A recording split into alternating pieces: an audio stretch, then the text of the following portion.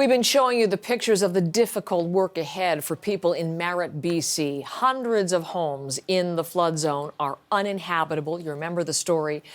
The entire community, more than 7,000 people, forced out under an evacuation order. Now, some have been able to return home, but their neighborhoods are under boil water advisories because the flooding compromised key infrastructure. And that's where this man and my next guest comes in. We featured him in a report earlier this week, Kyle Hall, using his equipment in his brewery to help supply safe drinking water. Kyle is with me from Merritt this morning, the owner of the Empty Keg Brew House. Good morning, Kyle. Good morning, Heather. Well, I am excited about this conversation, if for no other reason than this is one of the best backdrops we've ever had for an interview. Explain where you are in your brewery and show us around and show us what's, the setup behind you there. Well, I guess I'm right in the thick of it, right in the middle of where we normally brew beer. And so right behind me here, of course, is the boiled water that we've got for residents that we repurposed our kettles for. And then, of course, on the other side here, we've got our beer that's still brewing away. Okay, so on the left of the screen, that's business as usual. It's the right of the screen that is what you've done. What do you mean boiled water? What are you doing there? Well, we decided once people were able to come back to Merritt that it was time for us to do something. I mean, what could we do? We're just a very small brewery, just on-site sales. But I looked at the kettles and was like, well, we got two empty. Let's boil some water. Boil water advisory, that's one less thing that people have to do. So many people are dealing with so much tragedy and loss that if we can do something, we'll do it. So did that involve, now I'm no expert on the brewing process, did you have to reconfigure any of the kettles, or is that, boiling water just a normal part of the process? You just stopped at that point, if I can put it that way. Yeah, no, it's boiling water, or the wort as it's called in brew making, is part of the process. So it really wasn't that much of a transition between brewing beer and boiling water. So in that aspect of it, it was fairly simple. The nice thing about it was when COVID first hit, we were able to, even though we're not a distillery, we were able to make hand sanitizer to provide for the residents. We did that by donation as well, and we continue to do that. This community has been so supportive through shutdowns, through all those types of things. If we can give back something, anything, we will. And in that vein as well, we've got this month is what we call Give Back December. So $1 from each of our sales of beer is put into a fund to get back to the flood victims.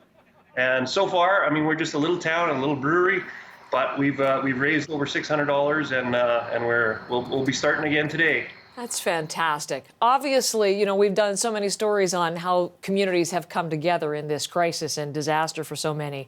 And you're just exactly one of those heroes and helpers that we like to highlight.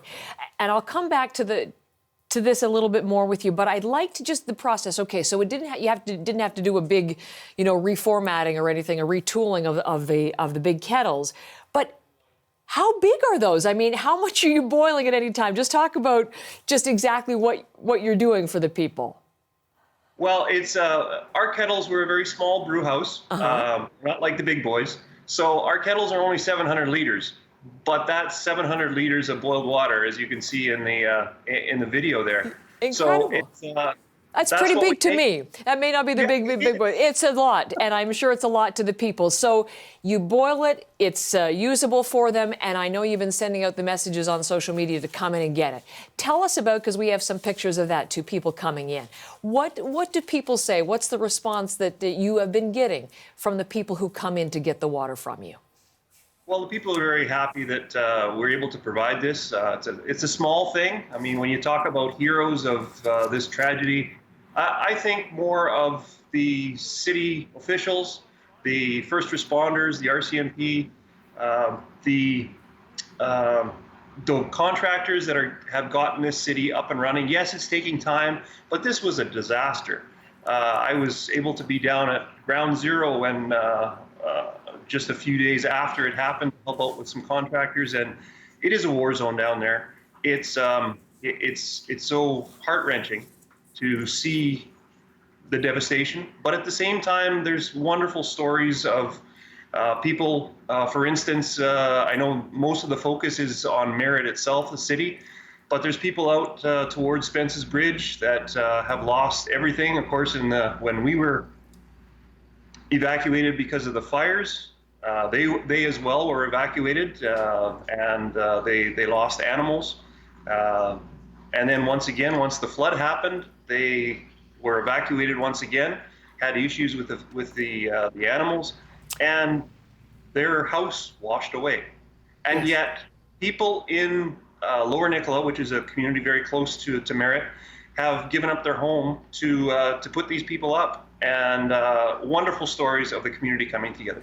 Well, we have certainly tried to tell many of those over and focus on the conditions in many of the communities like Spence's Bridge over these last couple of days. And again, not just the hardship, but the response to it, which you of which you're emblematic. It's quite something. You live not in this community, I know, so you weren't personally evacuated, but Merritt is still obviously a big part of your home and your day-to-day life. And although you've done this in part, can you just sort of sum up the people in the community? Because we've seen everybody coming together. You're coming out to help all the people in Merritt. What are you seeing around you? What do you want us to know about the spirit of people there as they face the future? We're a strong lot.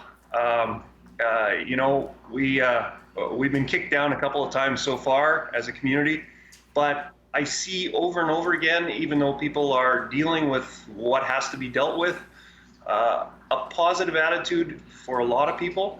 The community, people that perhaps were not even affected by the fire and the flood, most recent flood, are kicking in and helping ones out. Whether it's dunging out a basement, shoveling mud, did that at my daughter's place. That's the wonderful thing that is happening from this, and I think that's a good thing to focus on, because this is going to be, unfortunately, a very long process, and as this world goes, probably not the last time we'll see these types of things. Kyle, thank you for the time today, time away from that valuable work of boiling water for the people in your community. I really appreciate it. Heroes and helpers, as I said, we like to salute people just like you and wish you all the best. Thank you. Thank you.